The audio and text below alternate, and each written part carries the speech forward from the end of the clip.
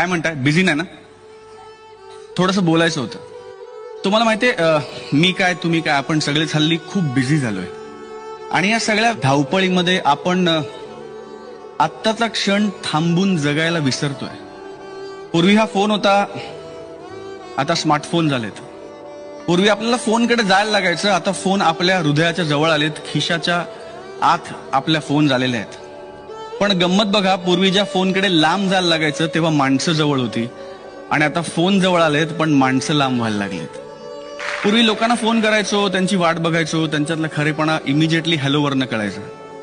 माझा मित्र इथे बसलाय, तो मला सांगतो की त्यांनी हॅलो म्हटलं की मला कळतं की त्याच्या आयुष्यात काय चाललंय. प्रॉब्लेम अशा मित्र असण्याचा किंवा नसण्याचा नाहीये. प्रॉब्लेम हा आहे की आपल्याला कळतं की समोरच्याच्या मनात काय चाललंय, पण त्याची दखल घ्यायला आपल्याकडे वेळ नाहीये. काही गोष्टी तुमच्या बाजूने घडतील, काही गोष्टी तुमच्या विरोधात जातील, काही गोष्टी चांगल्या घडतील, काही गोष्टी वाईट घडतील. तुमच्यातला चांगुलपणा सोडू नका, तुमच्यातली चांगली वृत्ती सोडू नका, तुमचं चांगलं वागणं सोडू नका. बिलीव्ह यू मी, शेवटी सत्याचा विजय होतो, पण शेवटी सत्याचाच विजय होतो. वा,